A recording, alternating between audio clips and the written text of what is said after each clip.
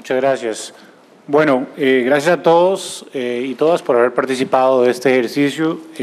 Creo que ha sido muy provechoso. Como alguno me dijo ahorita, hace un ratito, necesitábamos como 3 días para poder discutir adecuadamente estos temas, pero bueno, valga la oportunidad para, como decíamos al inicio, buscar análisis, discusión y reflexión sobre esta temática tan importante.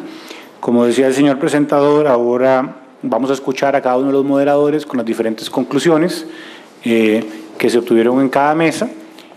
Así que vamos a iniciar dándole la palabra a doña Cristina Gómez, que moderó la mesa número 1. Muchas gracias y agradecer a los que participaron en mi mesa. Los aportes son valiosos, espero poder resumirlos, porque la verdad es que tuvimos una discusión muy rica con un tema que, como yo les decía a ellos, tal vez puede ser de los más complicados, y poner de acuerdo tantos abogados en un tema como el que nos tocó a nosotros es casi imposible.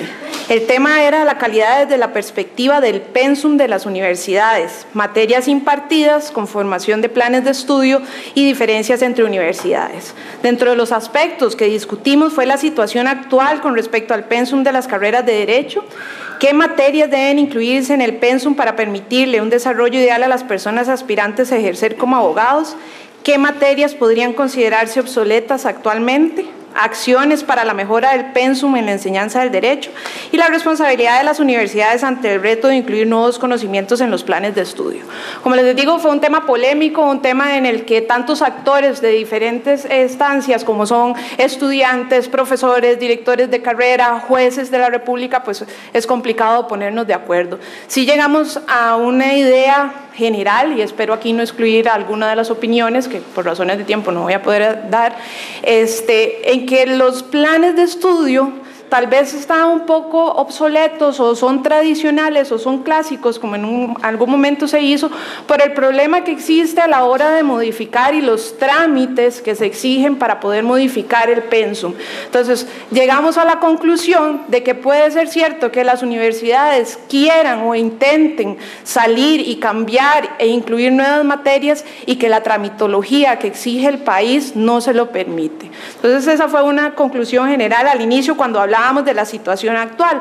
Muchos piensan que se da un pensum al ente que lo rige como un pensum básico y después las universidades imparten según sus deseos y según lo que quieran que sus estudiantes conozcan o se expongan pensums diferentes que no necesariamente son conocidos para las entidades que regulan la educación superior.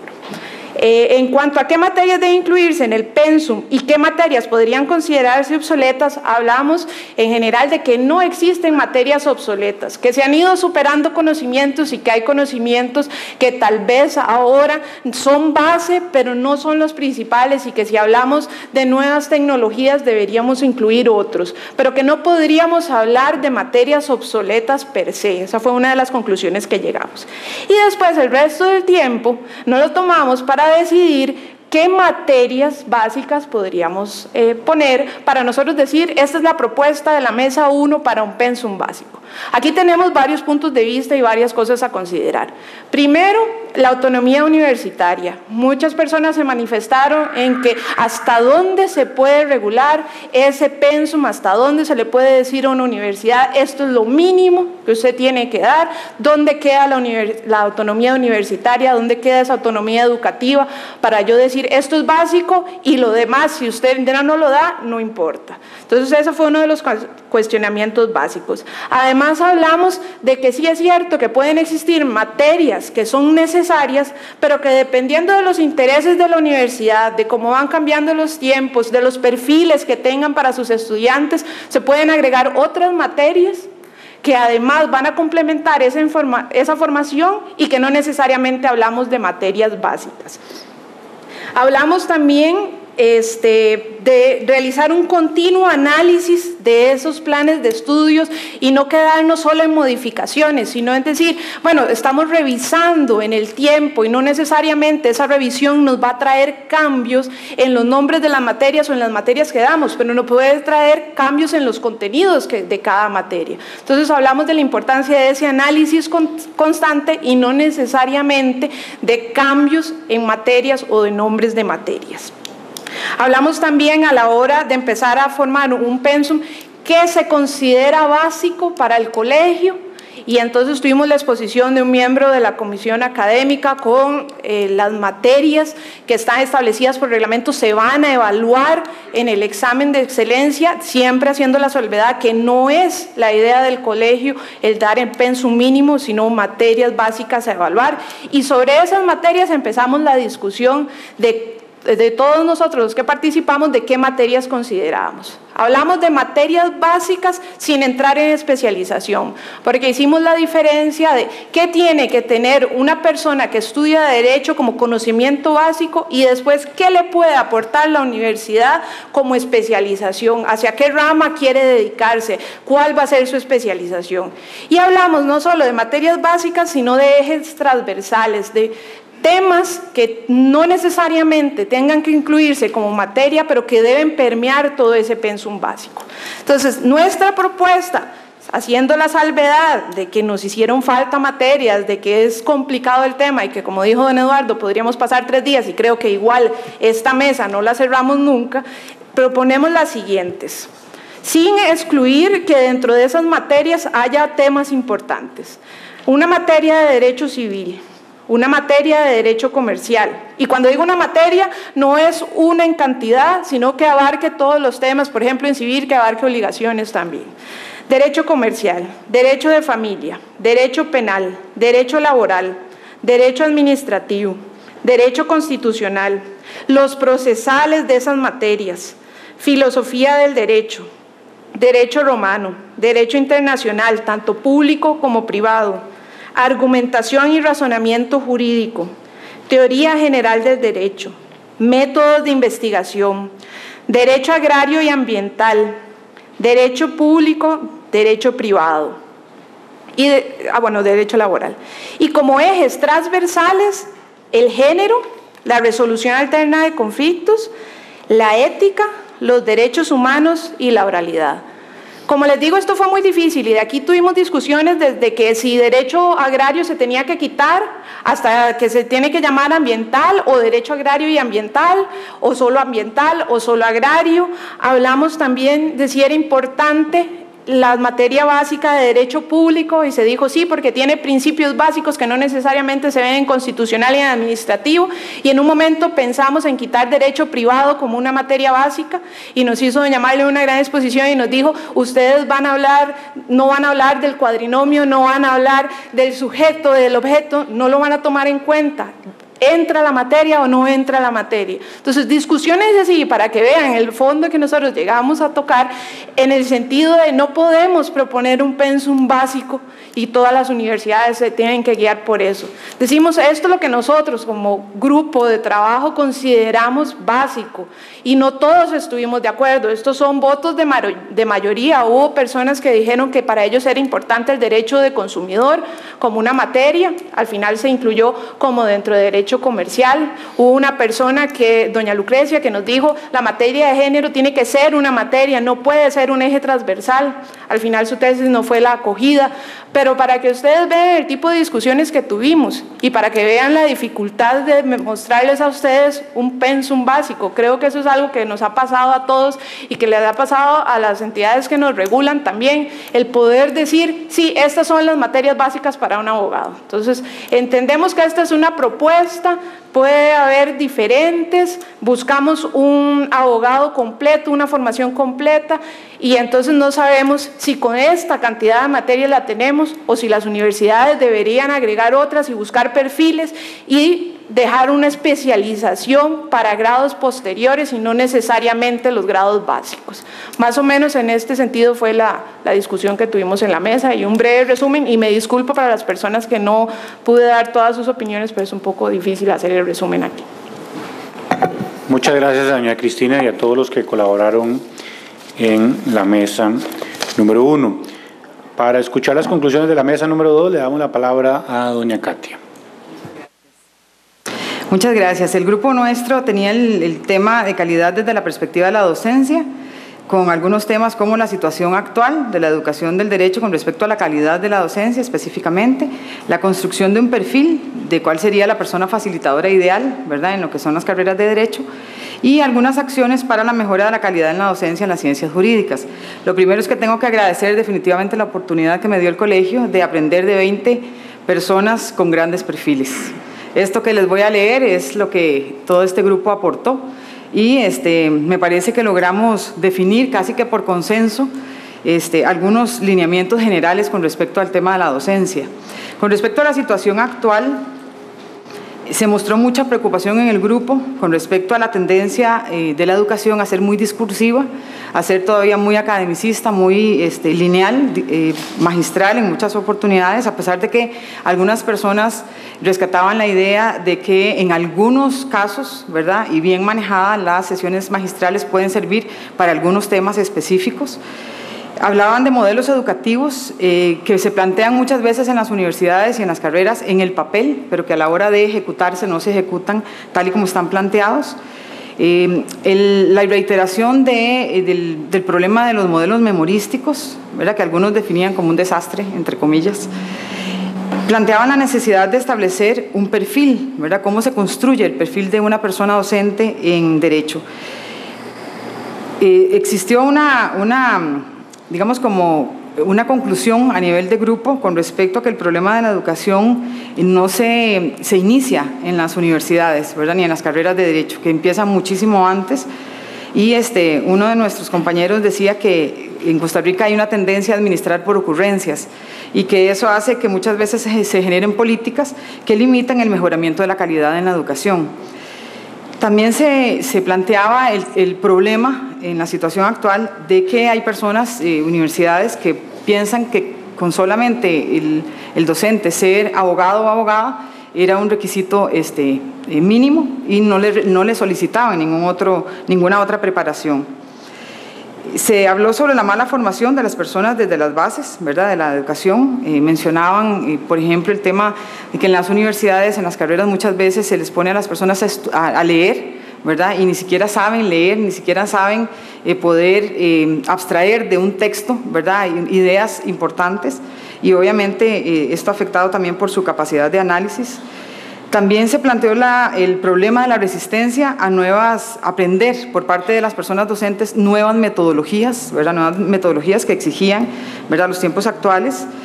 La no existencia de modelos curriculares, ¿verdad?, que permitan justamente implementar nuevas formas de aprender, ¿verdad?, y de enseñar. Planteaban también el problema de que se contratan personas facilitadoras que no son especialistas para los temas o las materias que van a ser impartidas, ¿verdad?, que esto parece ser un problema importante. Con respecto específicamente a la construcción del perfil, nosotros dividimos el perfil en las grandes áreas de las competencias. Hablamos de cuáles eran los conocimientos mínimos, cuáles eran algunas habilidades y destrezas que debería tener una persona docente y cuáles algunas actitudes. Con respecto a los conocimientos, lo primero fue que hicimos la aclaración de que en este campo no hablábamos de pedagogía, sino de andragogía, ¿verdad?, por tratarse de educación de personas adultas. Entonces, planteó el grupo que los conocimientos más importantes tenía que ser, además de conocimientos básicos, ¿verdad?, o suficientes más bien en la disciplina, formación en docencia específica, conocimientos muy claros en la disciplina, cursos ya cosas mucho más específicas como cursos de didáctica universitaria. Plantearon también la apropiación y conocimiento de programas de estudio, ¿verdad?, que muchas veces las personas docentes van a impartir alguna materia y no se han apropiado, ¿verdad?, de cuáles son los objetivos de estos planes de estudio. Se enfatizó también en la formación en entornos virtuales, la necesidad de desarrollar habilidades tecnológicas y competencias de acompañamiento para todo lo que era la formación a distancia y lo que son recursos educativos abiertos, que en esto parece que sí hay una carencia muy importante. Con respecto a las destrezas y las habilidades, consideró el grupo que un perfil ideal en una persona docente debía contemplar la habilidad para trabajar en equipo, la habilidad para la resolución de problemas, la capacidad para promover pensamiento crítico, metodologías interactivas, experiencia profesional para poder facilitar justamente estas metodologías como el análisis de casos o la metodología de casos, Un tema muy importante en cuanto a las destrezas y habilidades era tener disposición para aprender a enseñar. Mencionaban algunas de las personas que incluso eran estudiantes de Derecho. También la capacidad para estimular la imaginación en los procesos formativos. Se planteó que la persona docente debe tener la habilidad de entender que es una persona facilitadora del aprendizaje, ¿verdad? Que no está ahí para dar el conocimiento de una forma unidireccional, sino que tenía que ser un proceso mucho más interactivo. Con respecto a las habilidades, con respecto a las actitudes, se planteó la necesidad de que esta persona tenga todo lo que implica la inteligencia emocional, las 5 habilidades de la inteligencia emocional, como el autoconocimiento, el autocontrol, la motivación para aprender, la empatía con las personas con las que está compartiendo el entorno de aprendizaje y habilidades sociales, ¿verdad? Como la resolución de conflictos. Se habló como un aspecto muy importante la vocación por la docencia, ¿verdad? Que parece que ahora cuesta un poquito más encontrarla. La disposición al cambio, ¿verdad? Para nuevas metodologías, el dinamismo para trabajar en las sesiones presenciales, que transmitan esa pasión por aprender a las personas que tienen en procesos formativos, el interés por darse a entender, ¿verdad?, con estas personas, la humildad para reconocer que no es necesario solo saber de derecho, ¿verdad?, sino que tienen que formarse en muchas otras disciplinas y habilidades, que deben involucrarse con los y las estudiantes, ¿verdad?, en ese proceso de aprendizaje, que deben desarrollar mucho la creatividad y sobre todo enfatizó mucho el grupo en el nivel de compromiso. Con respecto a las acciones, con respecto al perfil, con respecto a las acciones para mejorar la calidad de la enseñanza, se planteó la necesidad de establecer un modelo de selección de personas facilitadoras que debe responder al modelo curricular de la carrera. Si se va a formar por competencias, entonces seleccionar también por competencias a partir de un perfil ideal. Tener un modelo curricular y que efectivamente ese modelo curricular se ejecute en la práctica, definir un perfil del docente y seleccionar, como les decía, de acuerdo a ese perfil, nombrar solo por especialidad, ¿verdad? A pesar de que algunas personas decían que esto en algunas universidades es difícil, ¿verdad? Porque es más fácil nombrar a una persona, a un profesor o a una profesora para que imparta varias materias, pero sí enfatizaron en la necesidad de que se seleccione y se contrate por especialidad. También otra de las acciones para mejorar la calidad es que debe de formarse de acuerdo a las diferentes áreas o posibilidades de aplicación del derecho, ¿verdad? Se hablaba que había una tendencia a formar solamente para hacer abogados o abogadas litigantes o para ser jueces y juezas y plantearon que debe de promoverse perfiles docentes para las otras áreas del derecho. También que la formación debería responder al mercado laboral, que dentro de las acciones se debe de enfatizar en el tema de la autogestión del conocimiento, pasar del paradigma de la verticalidad al paradigma de la horizontalidad en la docencia, ¿verdad?, para establecer nuevos entornos de aprendizaje. También plantearon que debería establecerse no solo sistemas de selección de personas docentes, sino también la evaluación de su función, o sea, que no solamente se evalúe para contratar, sino que esa función en la docencia sea constantemente evaluada. Otro de los aspectos que planteó el grupo fue promover el desarrollo integral a partir de un modelo ideal también de estudiante, tomar en cuenta la necesidad de utilizar diversidad de metodologías, ¿verdad?, porque hay diferentes formas de enseñar y de aprender. También promover procesos de recertificación profesional en todo lo que es el área docente. Plantearon que se deben promover actitudes y habilidades para la investigación, que esta es una gran carencia, ¿verdad?, en las universidades. Mejorar el reconocimiento salarial también a las personas docentes. A pesar de que en esto había, digamos, como dos puntos de vista, ¿verdad? Algunos planteaban que definitivamente la docencia es un asunto de vocación, ¿verdad?, que es difícil vivir de la docencia, pero había otras personas que planteaban que para ser docente en Costa Rica hay que hacer votos de pobreza y que eso no debería ser así. Se planteó la necesidad de preguntarse por qué razón hay rendimientos tan bajos en las pruebas, por ejemplo, en las del colegio y también en las del Poder Judicial, y esto en relación con el tema de cómo mejorar, ¿verdad? Había que plantearse dónde inicia el problema de la formación en Derecho. Entonces, la conclusión a la que llegó el grupo fue que el Colegio de Abogados debe preguntarse cuántos docentes tienen verdaderas cualidades para formar en Derecho, pero también cuántos estudiantes tienen verdaderas cualidades para estudiar Derecho. Muchas gracias. Muchísimas gracias a doña Katia y a los miembros de la mesa número 2. Le damos la palabra a doña Ana Sanz para las conclusiones de la mesa número 3. Muchas gracias. Buenas noches. En esta oportunidad represento al Grupo 3. Nosotros subimos en discusión la calidad desde la perspectiva de las metodologías de enseñanza. Tuvimos la participación de estudiantes de Derecho, directores de carrera, profesores universitarios, incluso una educadora en el Poder Judicial. Don Alex Solís, quien dirigió el debate, dirigió la discusión básicamente a 3 preguntas: ¿cómo estamos enseñando? ¿De qué manera se puede relacionar el papel del profesor con el programa o el pensum académico? Y ¿cuál sería la propuesta, cuál sería el cambio que podríamos plantear con respecto a este tema de calidad en materia de metodologías? De una manera espontánea, cada uno de los miembros de la mesa, de la comisión, estuvimos externando nuestra opinión acerca de cada uno de estos temas. Y en resumen tenemos lo siguiente. Se habla igualmente de un profesor como un facilitador en el siglo XXI.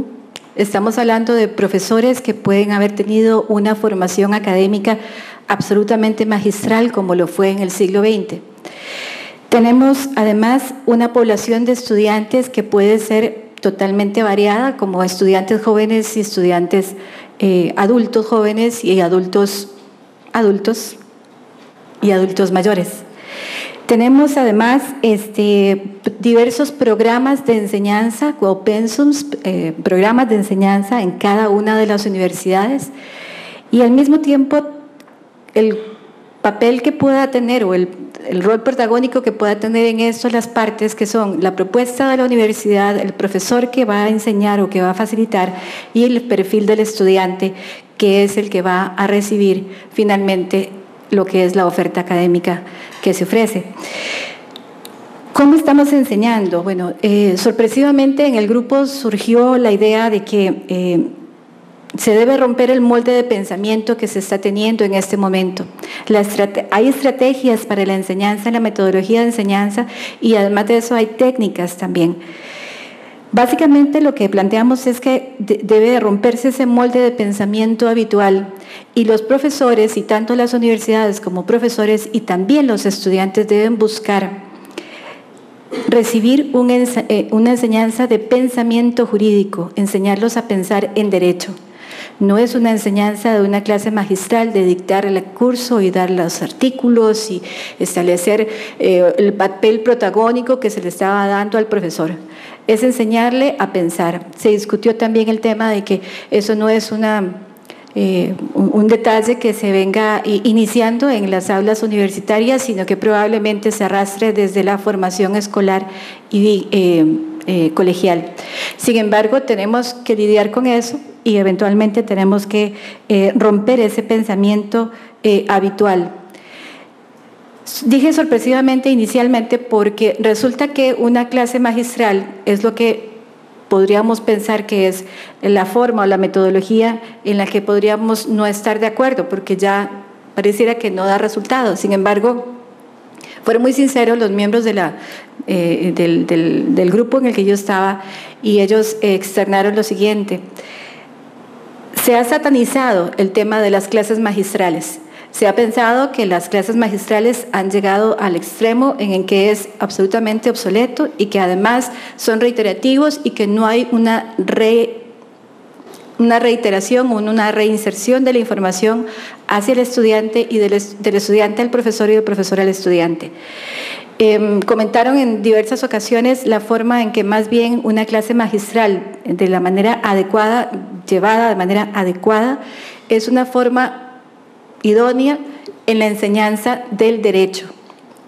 Y como tal, entonces, más bien deberíamos abocarnos a que las universidades busquen una capacitación adecuada para que esos profesores sepan dar clases y que además utilicen todas las herramientas tecnológicas y utilicen todas las técnicas y metodologías que son adecuadas para la enseñanza del derecho. Si entendemos, en resumen, que enseñar derecho no es enseñar lo que se sabe, hay que saber enseñar. Y para eso el profesor debe ser capacitado. Ya se ha mencionado anteriormente ese tema, sin embargo, la capacitación que se deba tener también tiene que ver con el curso que se vaya a dar, que el profesor vaya a dar un curso en particular y que además tenga conciencia que cada uno de los grupos que va teniendo por generación también son diferentes y debe adecuar la metodología al grupo en particular. Cada universidad entonces debe ofrecer una metodología o una normativa en la metodología y no es necesario renunciar a una metodología específica. Lo que hay que hacer es más bien reforzar al profesor, reforzar el programa, reforzar las herramientas tecnológicas.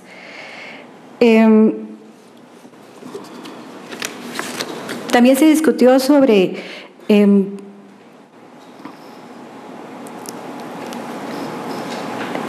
qué era lo que se estaba dando en este momento, cómo se percibía en estos momentos. Hay como una especie de apatía con respecto a algún tipo de profesor que cuando va a dar clases, va a dar una clase porque está en una zona de confort, porque se puede dedicar a dar la clase y repetirlo sin hacer ningún tipo de variación, ningún ajuste, ninguna actualización. No ofrece más allá de esto. Y se discutió sobre ese mismo tema, que el profesor debe dar más allá de lo que inclusive normalmente tiene que dar. Ese es el aporte que el profesor tiene que dar. Ahora, en cuanto a la metodología de la clase magistral que decíamos, se ha satanizado mucho. Se encuentran también virtudes dentro de una clase magistral porque el estudiante puede tomar como modelo al profesor que en forma adecuada dicte una clase magistral. Incluso el profesor puede transmitir valores que son esenciales como mística y como parte de toda la ética profesional en derecho, que también debe ser transmitida en algún momento, ¿verdad? Y ojalá desde las aulas universitarias.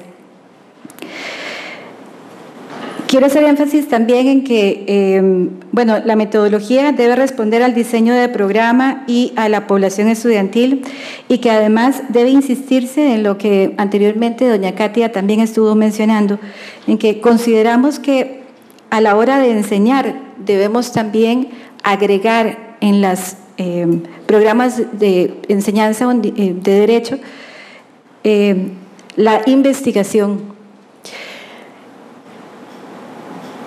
La investigación puede ser tomada como una estrategia en la enseñanza misma y esta misma se ha dejado de lado. Los profesores no inducen a los estudiantes a una rigurosidad científica porque probablemente tampoco conocen o manejan las herramientas para ello. Y es necesario que los profesores sepan sobre investigación, lleven una investigación y que no sea una investigación corta, sencilla, sino que tenga una continuidad, probablemente incluso hasta de la misma inquietud del propio estudiante. En el escenario universitario esto debería ser reforzado y además esa investigación que digo que puede ser progresiva debería trasladarse a un terreno firme de ciencias jurídicas y no dejarlo como una simple investigación con una evaluación, con una nota al final. La rigurosidad científica debe enfatizarse entonces e incluirlo dentro de lo que son las metodologías en la enseñanza del derecho y esa es otra de las propuestas que también tiene el grupo con respecto a este tema. Por último, con un énfasis bastante grande, los miembros del grupo insistieron en que la clase magistral no es mala, que hay que transmitir el conocimiento y hay que saberlo transmitir y manejar diferentes estrategias para ello. Debemos tomar en cuenta que el rol de los entes reguladores y de acreditación deberían también ser los quienes planteen esos lineamientos para que las universidades ordenen los pensums. Y lo último es que la metodología que se aplique debe también ser integrativa en cuanto a que no solamente el profesor debe dejar de ser protagónico en algunas ocasiones y que el estudiante aporte y que inicie su etapa de conocimiento y aprendizaje, sino que también debe proporcionársele la oportunidad al estudiante de poder trabajar de manera multidisciplinaria desde la misma universidad, para que al momento de ejercer el derecho pueda también trabajar en forma multidisciplinaria con otros profesionales, que en la vida diaria es el desempeño normal y real que el abogado tiene. Por último, hablamos lo que al final yo denominé las habilidades blandas. Existe un mercado dentro de el mercado para el abogado que en estos momentos no se trata solamente de conocer el artículo y saber aplicar la norma, o saber escribir o hacer un escrito. Hay habilidades que tienen que ser desempeñadas y desarrolladas. Probablemente no es un tema de colegio y universidad, perdón, de colegio y de escuela, pero sí se trata de universidad. Aplicando la metodología adecuada, llevando a un estudiante en el camino de la investigación rigurosa científica, aplicando las técnicas y las estrategias que el profesor deba adecuar para cada uno de los grupos, teniendo como referencia el marco metodológico que brinde la misma universidad y el apoyo que la universidad en términos tecnológicos y de investigación le pueda brindar al estudiante. Muy probablemente el estudiante pueda ahondar más en el tema de las habilidades blandas. Las habilidades blandas le permiten adaptarse a cualquier tipo de trabajo en materia de derecho que se necesite, y muy probablemente sea más fácil la inserción laboral que el hecho de saber el artículo, la norma o saber hacer un escrito. Eso sería. Muchas gracias, doña Ana, y a todos los participantes de la mesa. Para escuchar las conclusiones de la mesa número 4, que analizó el tema de la calidad de la perspectiva de las evaluaciones, le damos la palabra a don Celín Arce.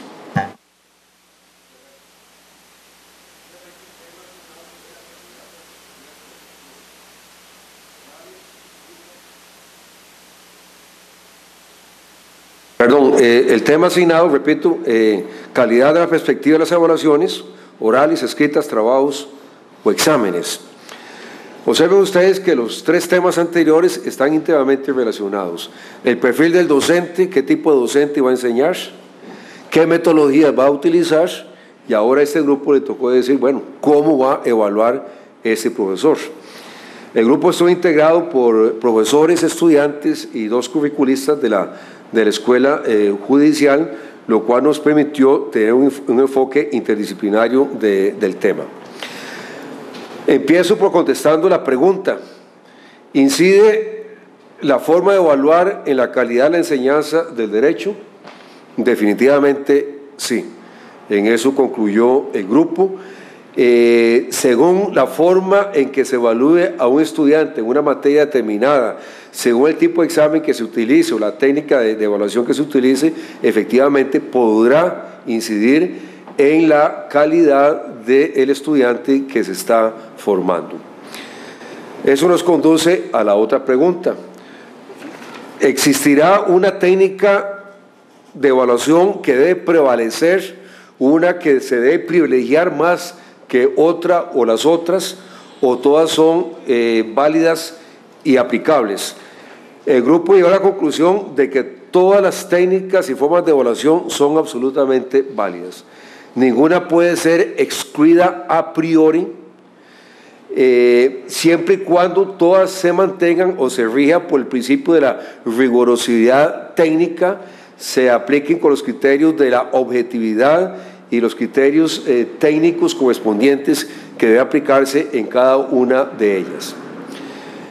Sí se observó cierta tendencia a de que hay que privilegiar un poquito la oralidad, tomando en consideración de que hay una tendencia hacia la oralidad en todas las ramas del derecho, que todo el derecho va a juicios orales y todo va hacia la oralidad, y que tiene que privilegiarse la oralidad, y que aparentemente debería prevalecer la forma de evaluar que tiene que ser la oral, y eso no es necesariamente cierto o válido para el grupo. Todos son válidas, necesarias, dependiendo de los objetivos que busque el profesor y también del perfil del profesional del derecho, que en eso hablar un poquito más adelante. Con eso queremos indicar también de que hay que evitar el riesgo que pareciera que se está dando mucho de que la evaluación se ha convertido en un fin en sí mismo más que en un medio. Y ese es el problema tal vez más grave que se está presentando. El profesor evalúa por la evaluación misma, porque debe cumplir, porque eso es su obligación, porque lo establece el reglamento, porque lo pide la universidad, y debe ser totalmente lo contrario. Es un medio para determinar si efectivamente el estudiante está alcanzando los objetivos que el profesor pretende que esté alcanzando en esa asignatura. De ahí que de tal suerte que efectivamente todas las técnicas de evaluación son absolutamente válidas y necesarias. Eso va en función de la materia específica, como ya se lo adelantaron en otro grupo. No es lo mismo eventualmente evaluar en filosofía del derecho, una materia muy teórica por definición, a cualquier otra, como puede ser derecho laboral, derecho constitucional, donde hay mucha jurisprudencia y un montón de casos reales que se pueden analizar, de tal suerte que la evaluación y la técnica que debe aplicarse debe ser la mixta, aplicar todas, pero teniendo en cuenta lo más importante, cuál es el perfil profesional, cuál es el profesional que se está queriendo que vaya a ejercer ya concretamente, ya graduado. Que eso es lo que tiene que tenerse en mente en todo caso. No es evaluar por evaluar, sino que va en función a ese perfil y al profesional que vamos a integrar al mercado laboral, y todas las técnicas son absolutamente válidas. El grupo favorece indudablemente la evaluación oral, no se está satanizando la evaluación escrita, ni las tradicionales, ni la metodología de la lección magistral, es totalmente válida, pero la evaluación oral sí hay que rescatarla en el sentido de que debe dársele el lugar adecuado y debe tecnificarse, debe objetivizarse, debe eliminarse los ingredientes de subjetivismo que en muchos casos tiene, y que eso obedece fundamentalmente a otras preguntas que fueron planteadas. Bueno, ¿se puede reglamentar esta parte más de lo que hoy día está reglamentado? El grupo llegó a la conclusión de que sí. Efectivamente, por ejemplo, las universidades por iniciativa propia pueden reglamentar más adecuadamente, y básicamente la evaluación oral tiene que darse parámetros objetivos de evaluación. Donde hay evaluación oral tiene que mantenerse la grabación correspondiente para garantizar el derecho de la seguridad jurídica al estudiante y para que pueda apelar. Tiene que definirse previamente la metodología clara que se va a llevar en esa evaluación oral. La evaluación oral permite medir perfectamente todas las actitudes, valores, conocimientos, etcétera, pero sí debe reglamentarse. Es un papel muy importante, en primer lugar, de las mismas universidades, y eventualmente el CONESUB, en el caso de universidades privadas, podría ser más exigente o reglamentar más esos criterios que deben aplicar las universidades para que la evaluación oral adquiera la dimensión que realmente puede lograr en ese sentido. Muy ligado a esto también, el grupo analizó el tema también de las nuevas tecnologías de la información y la comunicación, que son absolutamente inevitables que lleguen también a la enseñanza del derecho, y también la evaluación tiene que ser adaptada a estas nuevas tecnologías. De ahí que perfectamente, como ya lo dijimos, cualquier técnica de evaluación, oral, escrita, trabajo, participación, seminario, laboratorio, etcétera, son totalmente válidos, pero teniendo en mente al final cuál es el profesional que queremos sacar, cuál es el perfil que queremos formar como abogado, y eso se está solayando mucho en este momento. De ahí que la evaluación no puede ser lineal, no puede ser rígida, totalmente lo contrario. Deben utilizarse todas esas técnicas. Hoy día el estudiante de Derecho ha cambiado respecto a hace muchos años. Muchos de los que estudian Derecho es en las noches. Ese estudiante de Derecho que estudia en las noches normalmente trabaja, tiene un perfil social, laboral familiar totalmente distinto al que antes estudiaba solo en el día y en las mañanas. Es distinto ese grupo al de noche, al que es diurno. Es muy distinto también al estudiante de Derecho hoy día. Muchos son profesionales que se han graduado en otra profesión y vienen a estudiar Derecho y tienen otros fundamentos totalmente distintos para estos efectos. Concluyo manifestando que al grupo le pareció muy importante que las universidades sí den un apoyo técnico, metodológico en evaluación a los profesores de Derecho. Analizamos el caso, por ejemplo, en los colegios de secundaria del Ministerio de Educación Pública hay un comité de evaluación. Esa es la función del comité de evaluación, apoyar a los profesores a la hora de elaborarles exámenes, de revisárselos, de aprobárselos, de darles el apoyo necesario en ese sentido, y tenía que ser un apoyo multidisciplinario, tanto de Derecho como en currículum, y con solo eso, que lo incorporar a las universidades, creemos que se lograría avanzar mucho en este campo y mejorar consecuentemente la enseñanza del derecho. De tal suerte que va de la mano el tipo de docente, la metodología que va a utilizar, y vean ustedes también que consecuentemente la forma de evaluar, pero evaluar es un trabajo también técnico que debe apoyarlo las universidades, y los órganos reguladores correspondientes tienen que profundizar un poco más en ese sentido para tener un profesor mejor formado a la hora de evaluar a sus estudiantes. Muchas gracias. Muchas gracias a don Celín y a los miembros de la mesa número 4. Para finalizar con las conclusiones de la mesa número 5, cuyo análisis se centró en el perfil del profesional del derecho en el siglo XXI, habilidades y capacidades requeridas ante los nuevos retos, le damos la palabra a doña Lucía Espinosa. Muchas gracias y buenas noches a todos. La mesa llegó a las siguientes conclusiones por unanimidad. Lo primero, a modo de introducción, es hacernos eco de la preocupación que tiene no solo el colegio, sino en general la sociedad por la mala formación profesional que tienen algunos abogados, no vamos a decir que todos, pero que es definitivamente un problema que hay que solucionar.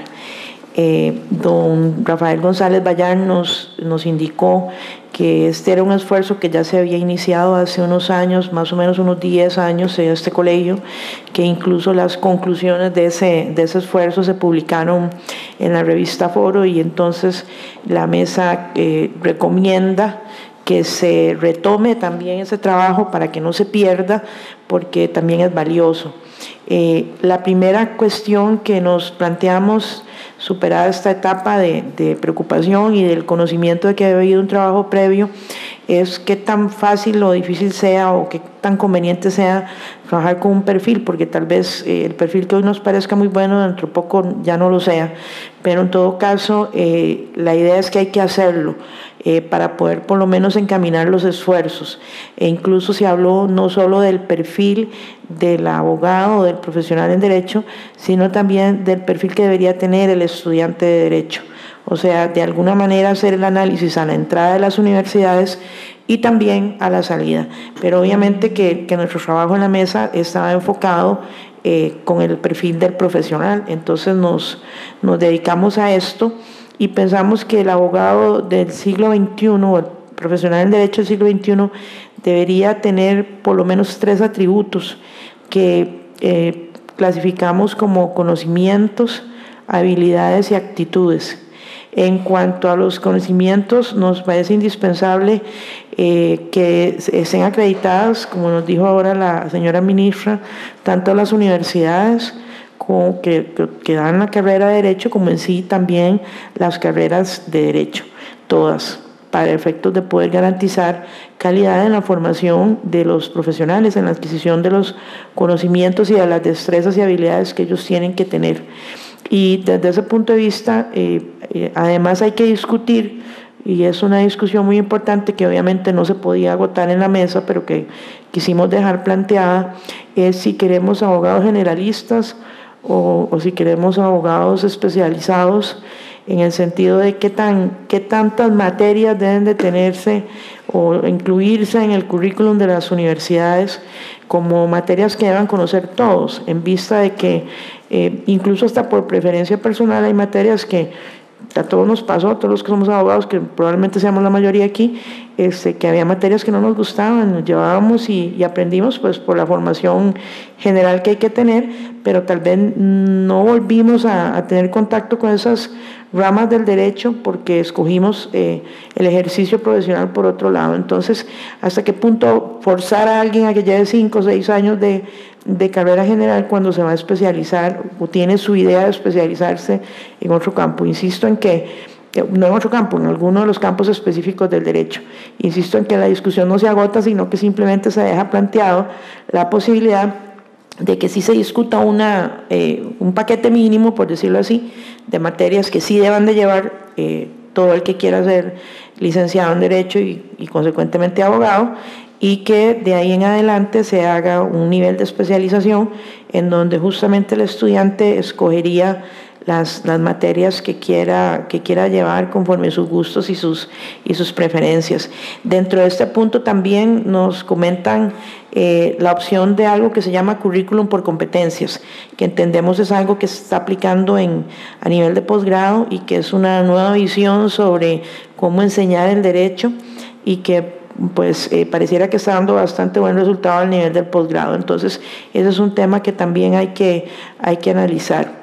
Y sobre todo, en este tema de conocimientos, abogamos para que se deseche ese tipo de aprendizaje del derecho que es de memoria, ¿verdad? Yo creo que todos recordamos con angustia aquellos profesores que les gustaba que uno se aprendiera las cosas de memoria, ojalá al pie de página, ¿verdad?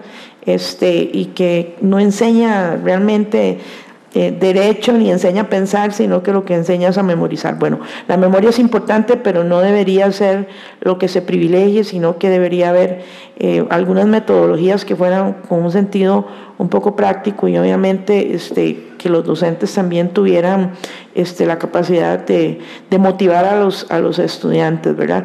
Pero de todas formas, insistimos en que el contenido no es el contenido de los programas o lo que los profesores damos en las aulas, no debería ser lo único que se considere, sino, y sobre todo de manera muy importante, el desarrollo de las habilidades y las actitudes de los estudiantes, sin dejar de lado las mejoras que hayan que hacerse en el tema de evaluación, para que la evaluación de verdad sea un parámetro para medir el aprendizaje del estudiante.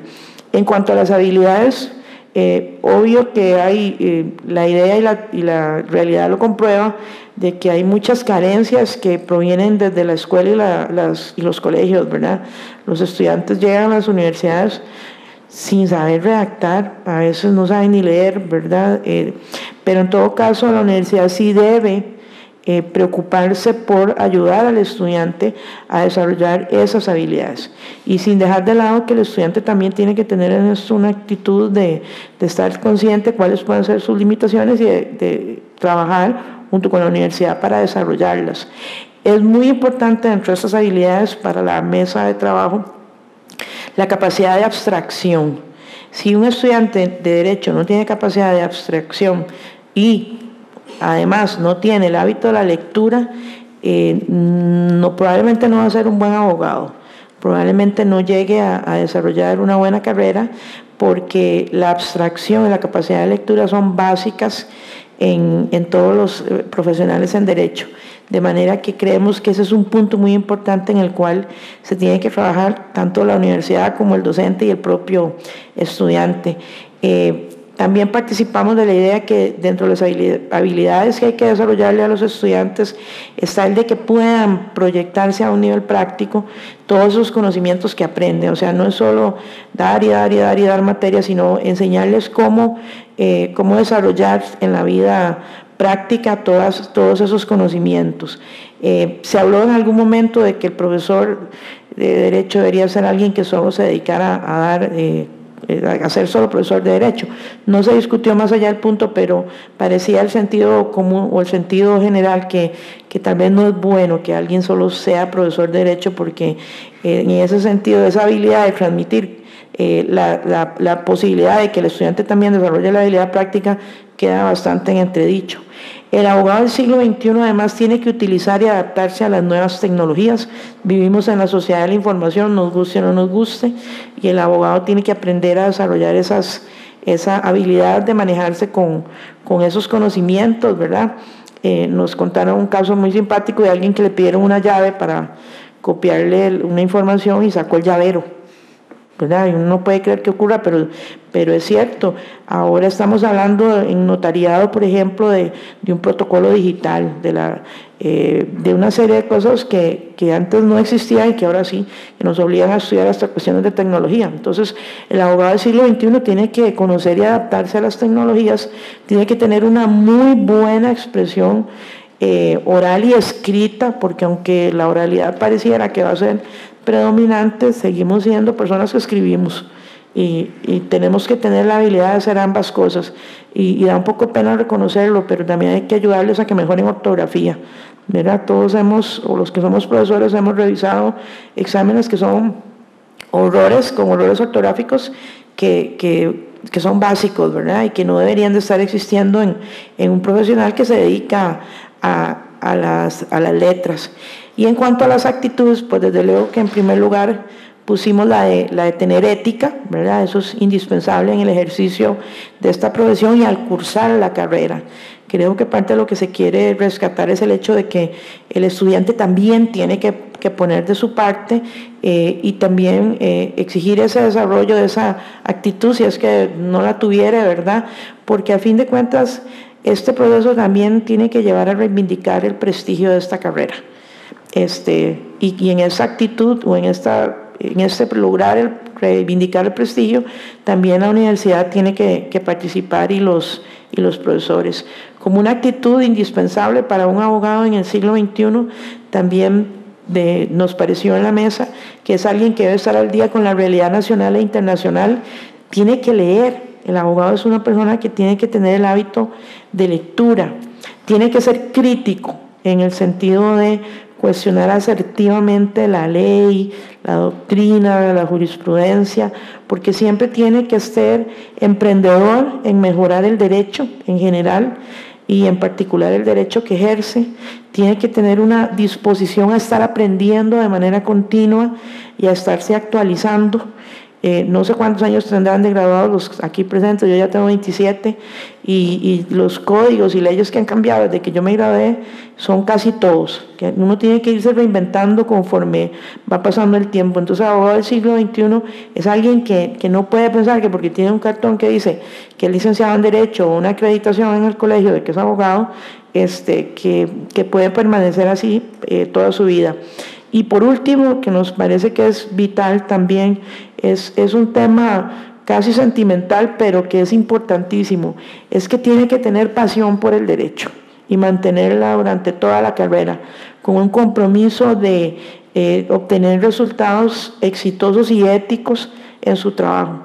Si no se ama el derecho, tal vez no se debería estudiar derecho. Esa es la conclusión. Muchas gracias.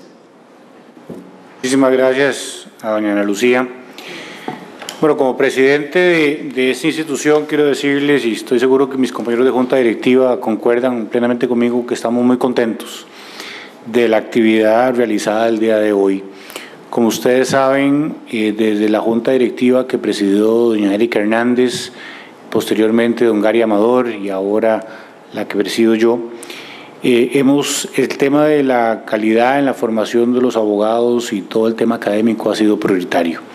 De ahí que tenemos un programa de educación continua muy robusto en que muchos de ustedes participan y bueno, hicimos todos los cambios legislativos que se requerían para poder tener en vigencia el muy cerca ya examen de excelencia académica, que sin duda alguna nos ha permitido, como decíamos ahora en las exposiciones anteriores, elevar la barra y volver a poner el tema de la calidad en la formación profesional en discusión en Costa Rica, que como vimos de muchas de las conclusiones que se plantearon en las mesas y las discusiones que tuvimos el día de hoy, es un tema que ha estado por muchísimos años en discusión, más de una década podríamos decir. inclusive en tiempos de don Juan José Delgado y don Juan Diego Castro, en este colegio se trató de hacer algo parecido hace bastantes años, 15 más o menos. Y bueno, a veces en Costa Rica nos toma tiempo llegar a las cosas, pero bueno, el vacío y la proliferación de un sistema como el que tenemos hoy día, creo que nos ha encendido unas luces rojas como estas del pasillo que estoy viendo aquí. Y bueno, creo que el esfuerzo es muy importante. Creo que es un tema no solo del colegio, sino, como decía la ministra, un tema de país, porque como nos acaba de decir doña Lucía, pues prácticamente los que dan clases en las universidades, pues la redacción y las hábitos básicos de un profesional, pues se echan de menos en mucha gente, y creo que como país, pues y como colegio, pues tenemos que hacer lo propio. Agradecer, aunque no están aquí presentes, a la señora ministra de Educación y a don Álvaro Cedeño y a doña Maurin el haber participado como expositores en los paneles iniciales. Agradecerle a los moderadores de las diferentes mesas de trabajo, a todos ustedes que participaron con pues su granito de arena, su conocimiento, su experiencia, en un ejercicio que para nosotros es trascendental. También agradecerle a muchísima gente del personal del colegio que trabajó tanto interno como externo, que trabajó en que este evento fuera un éxito, como ha sido. Nos toca ahora de la Junta Directiva seguir teniendo presente la discusión, manteniendo el tema vigente. Como les comenté al inicio, ya tenemos conformado nuestro Comité de Excelencia Académica y ya fue debidamente juramentado.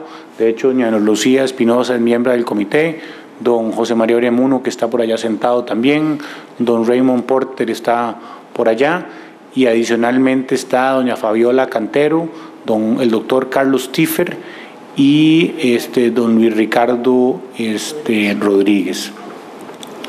Y también, por supuesto, nuestro director académico, don Gerardo Solís, que pues incorporó con nosotros hace ya más o menos 4 o 6 semanas, se puso la camiseta y ha estado trabajando arduamente en pro de todos los temas académicos. Sin duda alguna, ahí también en toda la parte académica hemos contado con el apoyo de doña Claret Cisneros, que nos apoyó muchísimo antes de don Gerardo. En fin, este es un trabajo de muchísimas personas. Obviamente yo como presidente, o a mí como presidente, me corresponde pues estar aquí frente a todos ustedes, pero sin duda alguna la mística y dedicación que muchísima gente y empeño le están poniendo todos, o la gran mayoría, salvo los funcionarios del colegio, de forma ad honorem a este tema, es realmente encomiable, y desde la Junta Directiva pues les agradecemos enormemente. Como explicó el maestro de ceremonias anteriormente, las conclusiones de todas estas sesiones de trabajo tan valiosas se compilarán en un informe que nos servirá de guía para pues poderlo compartir con las diferentes autoridades, tanto de universidades que están aquí presentes como las que no están, como las autoridades del gobierno central, Ministerio de Educación, CONESUP, etcétera. Para nosotros, como Junta y como grupo, pues siempre hemos pensado que esto no es un tema de cantidad de abogados, no se trata de establecer filtros, no se trata de establecer barreras de entrada a la profesión, es un tema de calidad en la formación, y para ello es que trabajamos y buscamos este tipo de iniciativas. Nuevamente a todos, muchísimas gracias por haber participado, haber acudido al llamado del colegio.